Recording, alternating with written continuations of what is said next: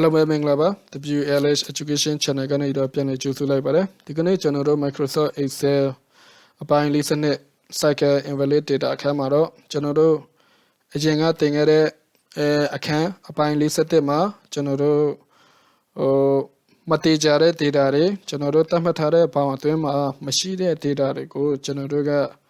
pisa camera. အဲ့ဒီဖြစ်ဆက်ခဲ့မိတဲ့ data တွေအများကြီးကိုကျွန်တော်တို့ admin ကပဲဖြစ်ဖြစ်ဒီ form ကိုတိစောက်တဲ့သူကပဲဖြစ်ဖြစ်ဘယ်နေရာမှာသူတို့တွေမှာပြီးတော့ဖြစ်ဆက်ထားလဲ range အတွင်းဖြစ်ဆက်ထားတာမဟုတ်ဘူးလဲဆိုတာကိုကျွန်တော်တို့ကြည့်တဲ့နည်းပဲဖြစ်ပါတယ်ဆိုတော့ဒီနည်းကိုရှင်းလင်းပြပေးတော့မှာဖြစ်ပါတယ်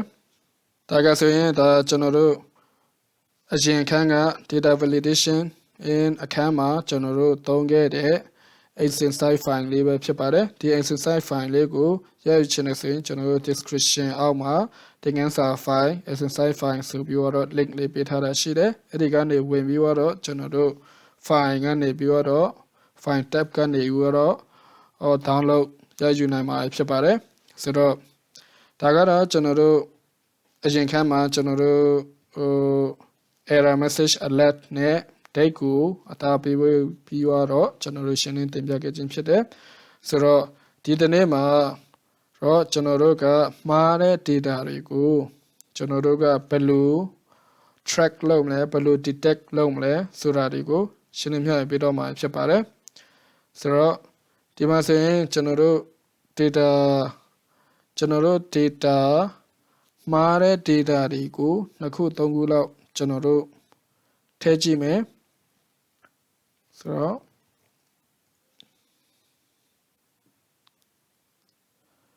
ဒီမှာဆိုရင်ကျွန်တော်တို့မှားတဲ့ data ကျွန်တော်တို့တစ်ခုဖြည့်လိုက်တယ်ပြီးတော့ဒီမှာဆိုရင်လည်းကျွန်တော်တို့ကနောက်ထပ် data တစ်ခုကိုကျွန်တော်တို့ data မှားဖြည့်လိုက်တယ်ဆိုတော့ဒီဟာကကျတော့သူကလုံးဝပြင်လို့မရဘူးကျွန်တော်တို့က stop alert ဖြစ်တယ်ကျွန်တော်တို့မှန်တဲ့ data ကိုပဲကျွန်တော်တို့ထည့်ပေးလို့ရမယ်ဆိုတော့ကျွန်တော်တို့ data အသစ်ကိုလည်းကျွန်တော်တို့လက်ခံချင်တယ်ဆိုရင်ဒီနေရာမှာကျွန်တော်တို့အရင်ခန်းကိုနည်းနည်းပြန်ခေါ်မယ်ကျွန်တော်တို့ဒီမှာ error message အစားကျွန်တော်တို့ stop message အစားကျွန်တော်တို့ information message ကျွန်တော်တို့လုပ်လိုက်မယ်information message ကျွန်တော်တို့လုပ်လိုက်မယ်ပြီးတော့အခါကျတော့ဒီမှာ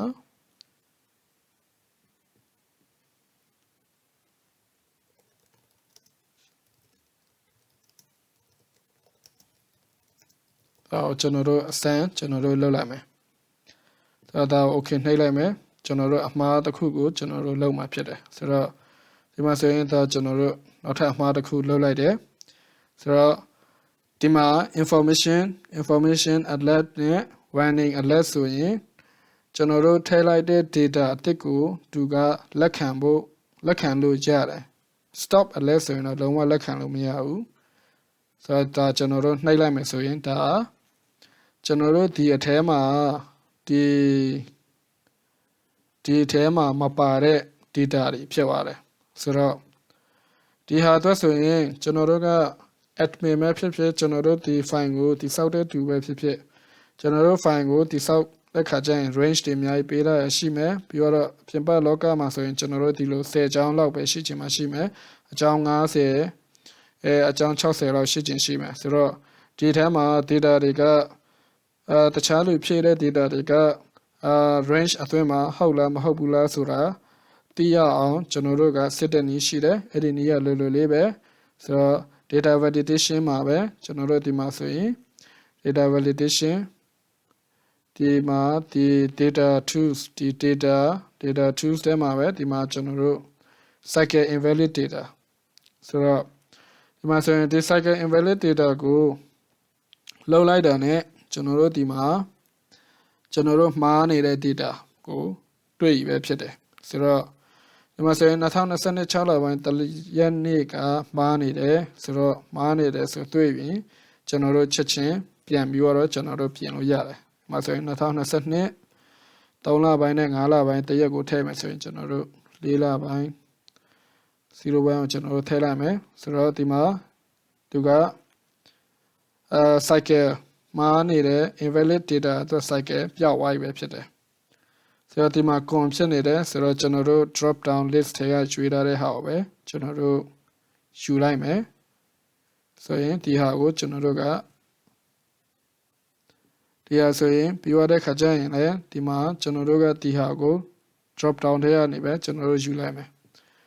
ပြီးသွားတဲ့ခါကျတော့ကျွန်တော်တို့ဒီမှာ cycle ကိုပြန်ပြီးတော့ update လုပ်မယ် cycle invalid data လောက်လိုက်တဲ့ချိန်မှာကျွန်တော်တို့ရဲ့ invalid data တွေမရှိတော့ဘူးဆိုတာကိုပြတယ်ဆိုတော့ဒီနည်းအားဖြင့်ကျွန်တော်တို့တည်ထောင်ထားတဲ့ admin တည်ထောင်ထားတဲ့ဒီ data range data validate လုပ်ဖို့ data range ထဲမှာ user တခြား user ကဖြည့်တဲ့ဟာကမှန်လားမမှန်ဘူးလားမှားနေတယ်ဆိုရင်တွေ့ရအောင်အတွက်ကကျွန်တော်တို့ဒီ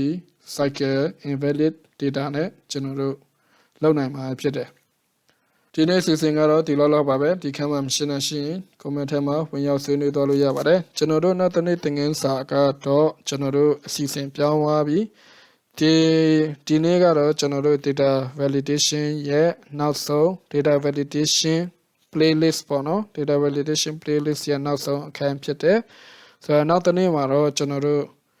power queries နဲ့ data တွေကို sensitive ဝေဖန်မယ် data တွေကို analyze လုပ်မယ်အခန်းကိုရှင်းလင်းပြပေးတော့မှာဖြစ်ပါတယ်